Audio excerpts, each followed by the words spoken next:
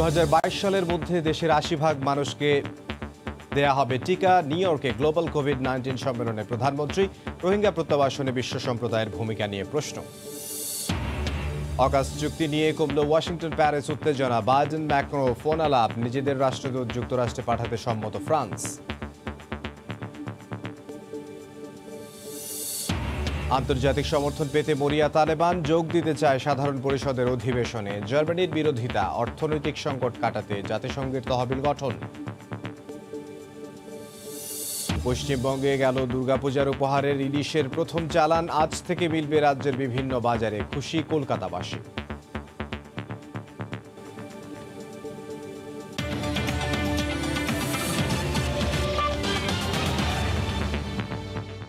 আন্তর্জাতিক সময়ের সঙ্গে আছে আমি ইমদাদুল হক। বিশ্বব্যাপী সবার জন্য করোনা টিকা নিশ্চিত করতে এ পণ্যটি বৈশ্বিক সামগ্রী ঘোষণার দাবি জানিয়ে প্রধানমন্ত্রী শেখ হাসিনা বলেছেন, 2022 সালের অগাস্টের মধ্যে 80% মানুষকে টিকা দেওয়ার পরিকল্পনা রয়েছে বাংলাদেশের।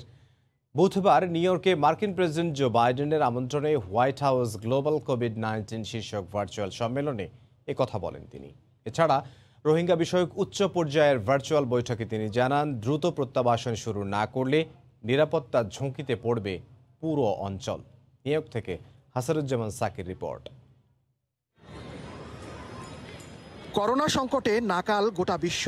ভ্যাকসিনেশন কার্যক্রমে পরিস্থিতি যখন কিছুটা স্বাভাবিক, তখন নিউ ইয়র্কে বসেছে জাতিসংঘ সাধারণ পরিষদের 76তম অধিবেশন। মূল আয়োজনের ফাঁকে বুধবার স্থানীয় সময় বেলা 11টায় মার্কিন প্রেসিডেন্ট জো বাইডেনের আমন্ত্রণে আয়োজিত হয় হোয়াইট হাউস গ্লোবাল কোভিড-19 শীর্ষক ভার্চুয়াল সম্মেলন। বিশ্ব নেতাদের মহামারী অবসানে ঐক্যবদ্ধভাবে এগিয়ে আসার আহ্বান জানান মার্কিন প্রেসিডেন্ট। উচ্চ পর্যায়ের এই অনলাইন বৈঠকে যোগ দেন প্রধানমন্ত্রী শেখ হাসিনাও। ধারণকৃত ভিডিও বার্তায় নিজের বক্তব্য উপস্থাপন করেন তিনি।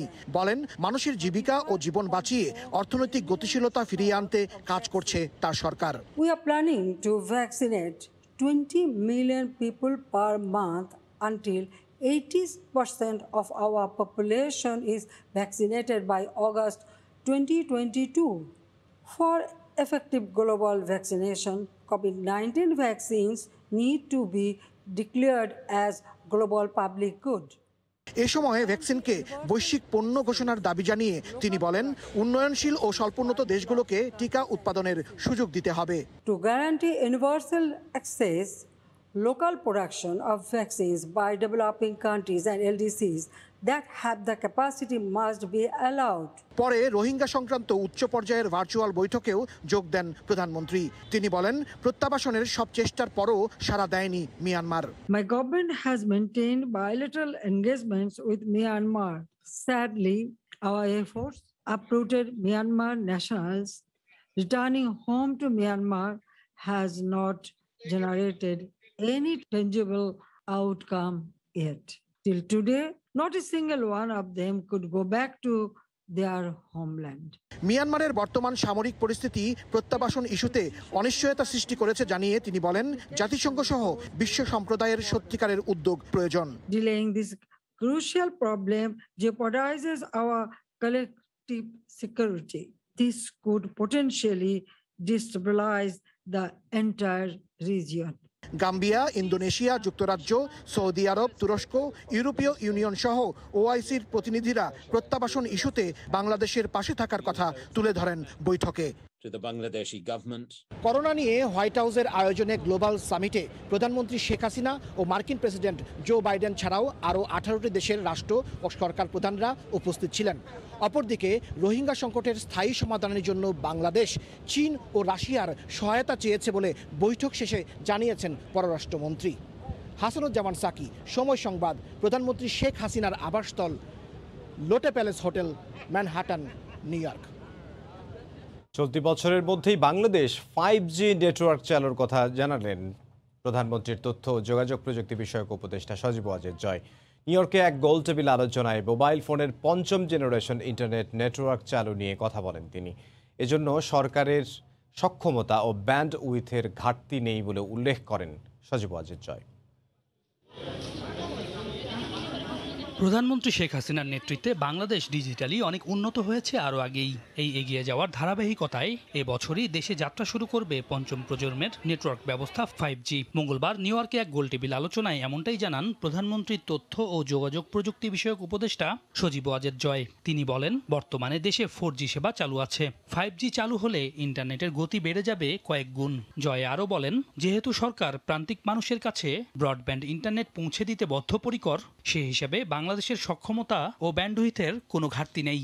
সরকারের সক্ষমতা যেমন রয়েছে, তেমনি রয়েছে এই সেবা চালুর জন্য অপটিক্যাল ফাইবারও। জাতিসংঘ সাধারণ পরিষদের অধিবেশনে যোগ দিতে প্রধানমন্ত্রী শেখ হাসিনার সফরের মধ্যেই business round table US Bangladesh business council শীর্ষক এই গোলটেবিল বৈঠকের আয়োজন করে ইউএস বাংলাদেশ বিজনেস কাউন্সিল। এতে বক্তারা তুলে ধরেন নানা ক্ষেত্রে বাংলাদেশের সাফল্যের কথা। সৈয়দ ইফতেখার, সময় সংবাদ। ত্রিদেশীয় জোটের পারমাণবিক সাবমেরিন বিক্রির চুক্তি নিয়ে ফ্রান্সের সঙ্গে চলমান উত্তেজনা কমাতে দেশটির প্রেসিডেন্টের সঙ্গে কথা বলেছেন যুক্তরাষ্ট্রের প্রেসিডেন্ট জো বাইডেন। দুই দেশ এক যৌথ বিবৃতিতে জানায়, স্থানীয় সময় বুধবার বাইডেন ও ম্যাক্রোর ফোনালাপ হয়েছে। ফোনালাপের পর হোয়াইট হাউস জানিয়েছে নিজেদের রাষ্ট্রদূতকে যুক্তরাষ্ট্রে পাঠাতে সম্মত হয়েছে ফ্রান্স। অস্ট্রেলিয়ার সঙ্গে যুক্তরাষ্ট্রের সাবমেরিন চুক্তি নিয়ে উত্তেজনার মধ্যেই এই প্রথম ফোন আলাপ করলেন যুক্তরাষ্ট্র ও ফ্রান্সের প্রেসিডেন্ট। এ সময় চুক্তি নিয়ে নিজের কিছু ভুল পদক্ষেপের কথা স্বীকার করেন বাইডেন। পাশাপাশি কৌশলগত বিষয়ে মিত্র দেশগুলোর সঙ্গে আলোচনার ভিত্তিতে কাজ করলে পরিস্থিতি জটিল হতো না বলেও একমত হন এই দুই নেতা। প্রায় ৩০ মিনিট ধরে চলা ফোন আলাপের পর হোয়াইট হাউসের এক মুখপাত্র জানান, ফলপ্রসূ হয়েছে তাদের আলোচনা। অক্টোবরের শেষ দিকে দুজনের বৈঠক হবার কথা রয়েছে। এছাড়া নিজের রাষ্ট্রদূতকে যুক্তরাষ্ট্রে ফেরত পাঠাতে ফ্রান্স সম্মত হয়েছে বলেও নিশ্চিত করেন তিনি। চীনকে মোকাবেলায় ইন্দো প্রশান্ত মহাসাগরীয় অঞ্চলে গঠিত নিরাপত্তা জোট অকাস নিয়ে যুক্তরাষ্ট্র, যুক্তরাজ্য ও অস্ট্রেলিয়ার সঙ্গে ফ্রান্সের দ্বন্দ্ব দিন দিন বেড়েই চলছিল। এরই মধ্যে তিন দেশের পারমাণবিক সাবমেরিন বিক্রির চুক্তি নিয়ে চরম অসন্তোষ প্রকাশ করে ফ্রান্স। এক পর্যায়ে নিজের রাষ্ট্রদূতদের ডেকে পাঠায় ম্যাক্রো প্রশাসন। এই পরিস্থিতিতে বাইডেন ও ম্যাক্রোর আলোচনা পরিস্থিতি অনেকটা শান্ত করবে বলে আশা করছেন বিশ্লেষকরা। ফরহাদ চৌধুরী, সময় সংবাদ। জাতিসংঘে ফের কাশ্মীর ইস্যু তুলে ধরলেন তুরস্কের প্রেসিডেন্ট রিসেপ তাইপ এরদোয়ান। সাধারণ পরিষদের অধিবেশনে এ নিয়ে কথা বলেন তিনি। জাতিসংঘ প্রস্তাবের ভিত্তিতে ভারত ও পাকিস্তানের মধ্যে কয়েক দশকের পুরনো এই বিবাদ নিরসনের আহ্বান জানান এরদোয়ান। তিনি জানান, ৭৪ বছর ধরে কাশ্মীরের চলমান সমস্যা সমাধানের পক্ষে তুরস্ক। সংশ্লিষ্ট পক্ষগুলোর মধ্যে সংলাপের মাধ্যমেই সমস্যা সমাধান হতে পারে বলে আশা প্রকাশ করেন তুর্কি প্রেসিডেন্ট। এর আগে গত বছর জাতিসংঘ সাধারণ পরিষদের ৭৫তম অধিবেশনেও বিষয়টি নিয়ে আলোচনা করেছিলেন এরদোয়ান।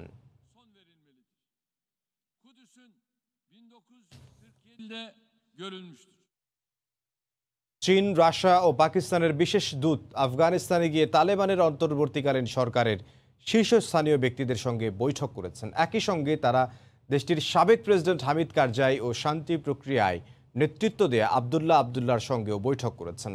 এদিকে তাঁদের এই বৈঠকের পরই জাতিসংঘের সাধারণ পরিষদের সম্মেলনে অংশ নিতে চেয়ে সংস্থাটির মহাসচিবের কাছে চিঠি পাঠিয়েছেন তালেবান সরকারের পররাষ্ট্রমন্ত্রী আমির খান মুত্তাকি। আন্তর্জাতিক সমর্থন পেতে উঠে পড়ে লেগেছে তালেবান সরকার, আর তাই আফগানিস্তানে নিযুক্ত চীন, রাশিয়া ও পাকিস্তানের কূটনীতিকদের সঙ্গে বৈঠক করেছেন দেশটির প্রধানমন্ত্রী মোল্লা হাসান আখন্দ। পাশাপাশি তারা দেশটির সাবেক প্রেসিডেন্ট হামিদ কারজাই ও শান্তি প্রক্রিয়ায় নেতৃত্ব দেয়া আবদুল্লাহর সঙ্গেও বৈঠক করেছেন। বুধবার চীনের পররাষ্ট্র মন্ত্রণালয়ের মুখপাত্র ঝাওলিজিয়ান এ তথ্য জানিয়েছেন। দেশ তিনটির কূটনীতিকরা ২১ থেকে ২২ সেপ্টেম্বর কাবুল সফর করেন। বৈঠকে আফগানিস্তানে সন্ত্রাসবাদ দমন ও মানবিক পরিস্থিতি মোকাবিলায় একটি অন্তর্ভুক্তিমূলক সরকার গঠন নিয়ে আলোচনা করেছেন তারা। তাদের এই বৈঠকের পরই তালেবান সরকারের পক্ষ থেকে জাতিসংঘে চিঠি দিয়ে সাধারণ পরিষদের অধিবেশনে যোগ দেওয়ার আগ্রহ জানানো হয়।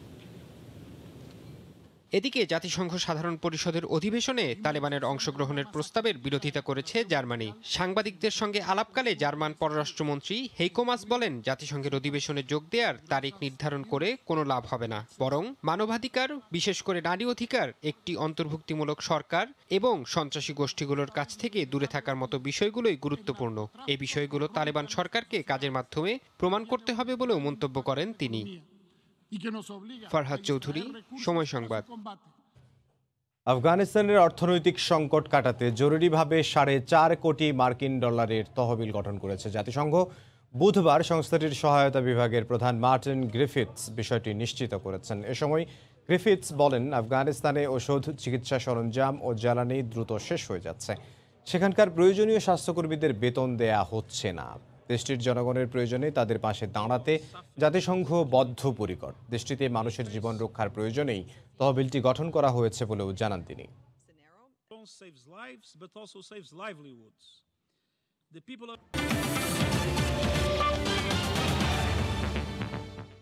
জলাবদ্ধতার কারণে নির্ধারিত দিনে সভা করতে পারেননি পশ্চিমবঙ্গের মুখ্যমন্ত্রী তথা ভবানীপুরের তৃণমূল প্রার্থী মমতা বন্দ্যোপাধ্যায়। এদিকে দায়িত্ব নেয়ার 48 ঘন্টার মধ্যেই দলীয় প্রার্থীর প্রচারণায় নেমে পড়েছেন বিজেপির নতুন রাজ্য সভাপতি সুকান্ত মজুমদার। এ সময় প্রশাসনের বিরুদ্ধে প্রচারণায় বাধা দেওয়ার অভিযোগও তোলেন তিনি। বিস্তারিত জানাচ্ছেন সহকর্মী সুব্রত আচার্য। ভবানীপুর বিধানসভা আসনে উপনির্বাচনে ভোট গ্রহণ আগামী 30 সেপ্টেম্বর। নির্বাচনী প্রচারণা শেষ হবে 27 তারিখ মধ্যরাতে। হাতে আর মাত্র বাকি 6 দিন।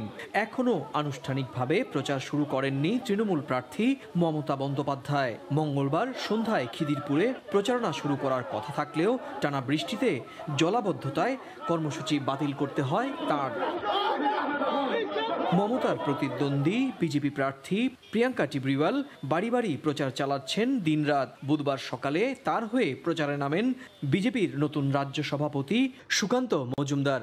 ডাক দিয়েছে জনতা, ভয় পেয়েছে, কে থাকে সেখানে আপনারা বুঝে যান। তো ভয় কিসের আছে? ডেমোক্রেসিতে একটা রাস্তায় আপনি হাঁটতে পারবেন না, ওখানে আমার ভোটাররা আছে, সেখানে আমরা যেতে পারবো না। আপনি ইলেকশন কমিশনে লেখা আছে আপনি প্রচার অ্যালাউড আছে, আমি পারমিশন নিয়েছি, রোড জানিয়েছি, সেখানে আমি কেন যেতে পারবো না? ভোটে সহিংসতার আশঙ্কায় নজিরবিহীন নিরাপত্তা ব্যবস্থা নিয়েছে নির্বাচন কমিশন। ভবানীপুর আসনে উপনির্বাচন হলেও 30 সেপ্টেম্বর জঙ্গিপুর ও শামশেরগঞ্জ দুটো আসনে হবে বিধানসভার নির্বাচন। ভবানীপুরে না দিলেও কংগ্রেস বাকি দুটো আসনেই প্রার্থী দিয়েছে। সুব্রত আচার্য, সময় সংবাদ, পশ্চিমবঙ্গ, ভারত।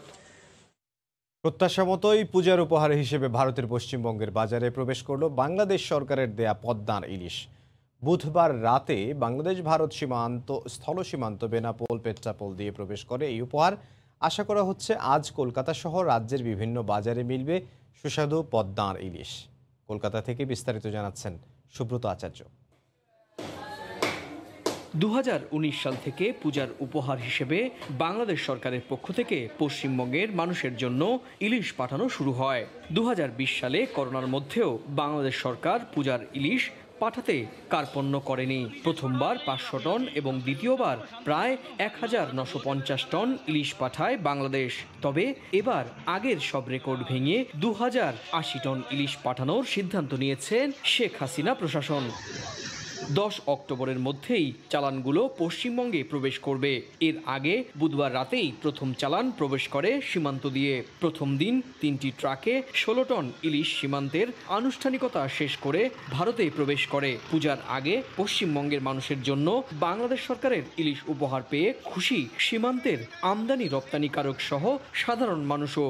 বাংলাদেশ গভর্নমেন্ট আমাদের ইলিশ মাছ পাঠাবে, তার মধ্যে আজকে 16 টন মাছ এসছে 3 গাড়িতে। এখান থেকে কিছু কিছু মাছ আমাদের যেমন হাওড়া যাচ্ছে, শিয়ালদা যাচ্ছে, পাতিপুকুর যাচ্ছে, বিভিন্ন মার্কেট, ঠিক আছে, বিভিন্ন শিলিগুড়ি চলে যাবে, ঠিক আছে, আপনাদের সবার হাতেই ভালোই পৌঁছে যাবে। বৃহস্পতিবার হাওড়া বাজার থেকে বাংলাদেশের এই ইলিশের চালান রাজ্যের অন্য জেলাগুলোতেও পৌঁছে যাবে বলে ইলিশ আমদানিকারকদের কাছ থেকে জানা গেছে। সুব্রত আচার্য, সময় সংবাদ, পশ্চিমবঙ্গ, ভারত। এ বিষয়ে বিস্তারিত জানাতে এই মুহূর্তে কলকাতার হাওড়া বাজারে আছেন সহকর্মী সুব্রত আচার্য। সরাসরি যাব তার কাছে। সুব্রত।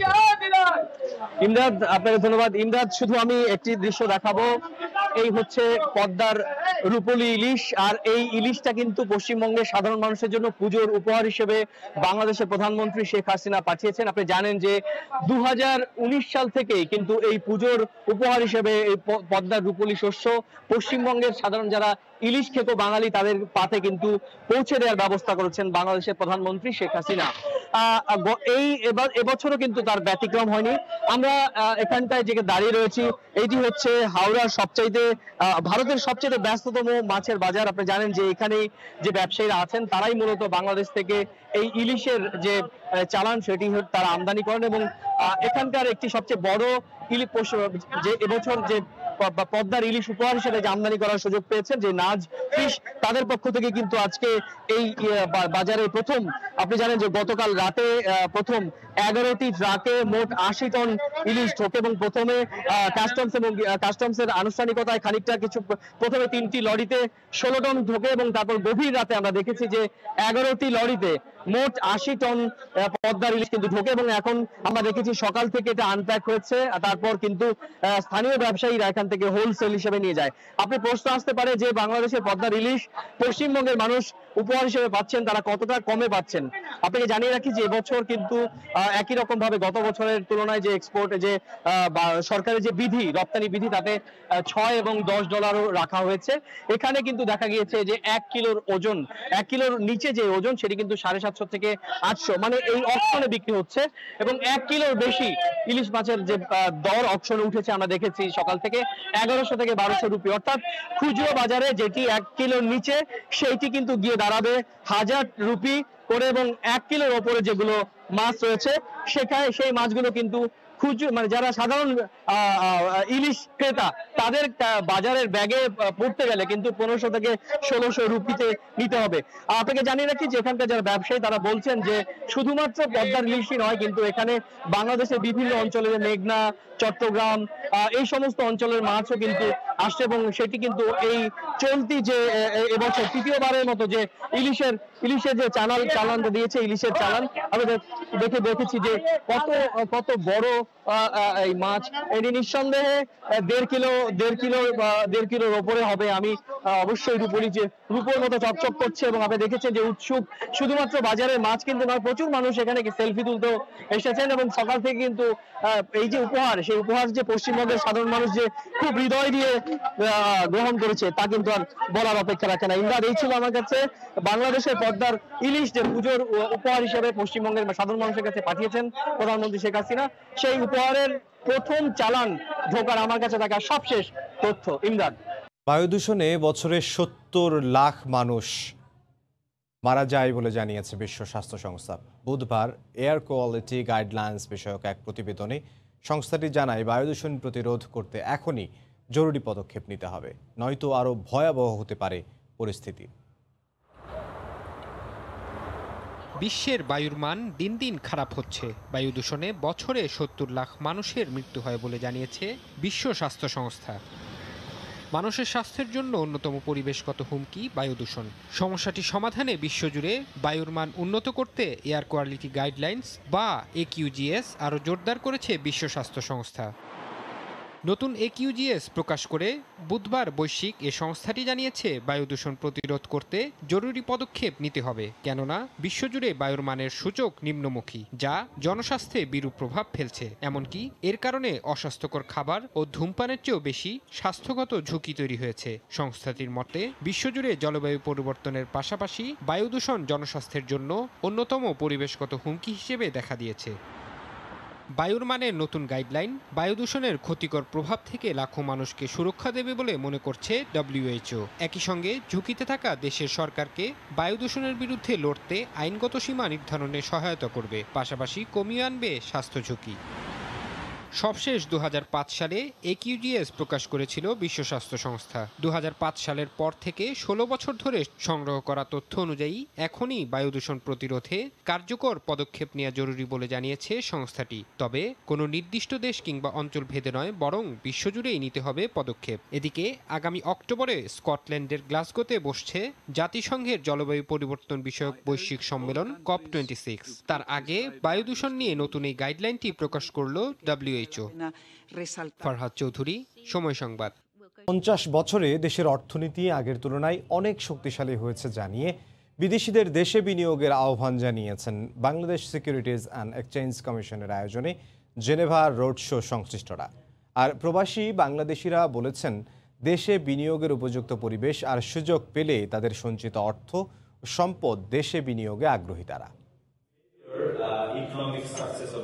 বিশ্বের বিভিন্ন দেশ ও শহরে ধারাবাহিক রোড শোর অংশ হিসেবে সুইজারল্যান্ডে জুরিকের পর জেনেভায় রোড শো অনুষ্ঠিত হয়। হোটেল প্রেসিডেন্ট উইলসনের বলরুমে জাতীয় সঙ্গীত পরিবেশনের মধ্য দিয়ে এ রোড শো অনুষ্ঠিত হয়। স্বাধীনতা উত্তর বাংলাদেশ ও বর্তমান বাংলাদেশের অর্থনীতির চিত্র তুলে ধরে বাংলাদেশে যে অপার বিনিয়োগের সম্ভাবনা রয়েছে তা তুলে ধরেন সংশ্লিষ্টরা। এ সময় তারা বলেন, স্বাধীনতার 50 বছরে বাংলাদেশের অর্থনীতি অনেক দূরে গিয়েছে। জেনেভার এই রোড শো থেকেও বাংলাদেশে বিদেশি বিনিয়োগের আশাবাদ ব্যক্ত করেছেন আয়োজকেরা। স্থানীয় প্রবাসী বাংলাদেশি ব্যবসায়ীরা বলেছেন, ইউরোপের শক্তিশালী অর্থনৈতিক দেশ সুইজারল্যান্ডে অনেক প্রবাসী বাংলাদেশি রয়েছেন যারা অনেক সম্পদশালী।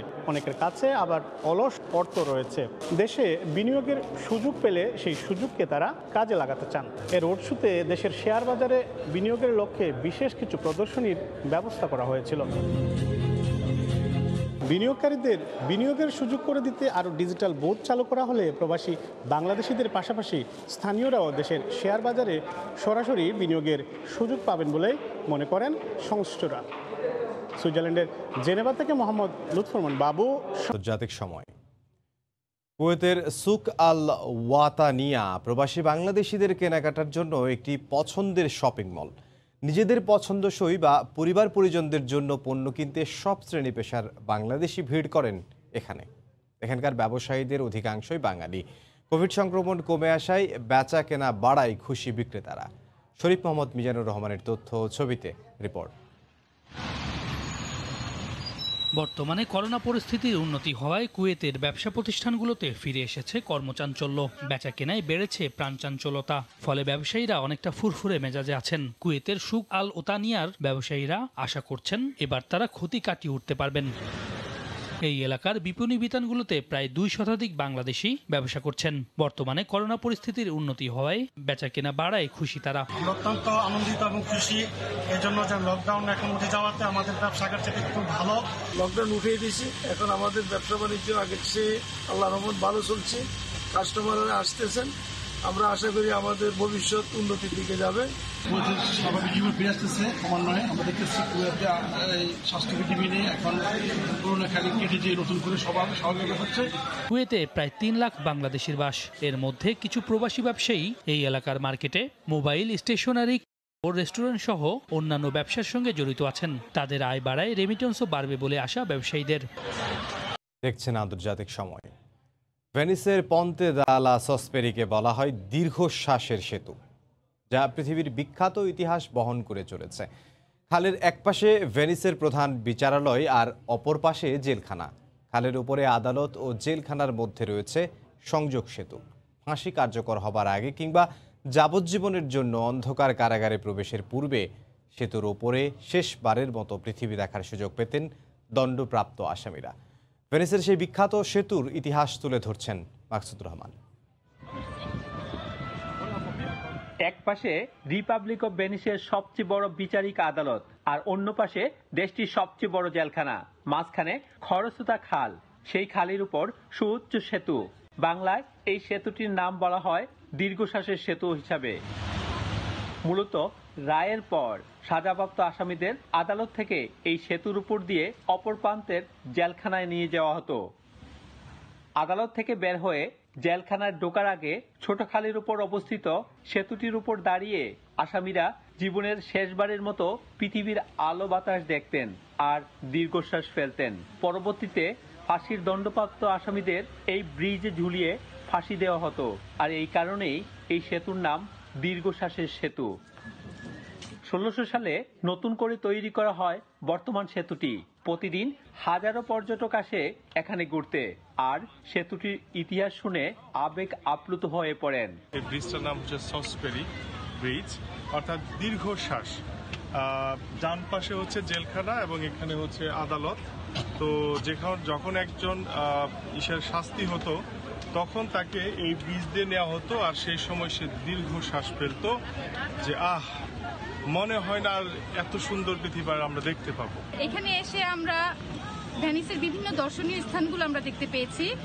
এটা দেখার পরে আমরা খুবই খুশি। শহরের কেন্দ্রস্থলে অবস্থিত সেতুটির নির্মম ইতিহাস আজও কালের সাক্ষী হয়ে দাঁড়িয়ে আছে। ইতালির ভেনিস থেকে মাকসুদ রহমান, সময় সংবাদ।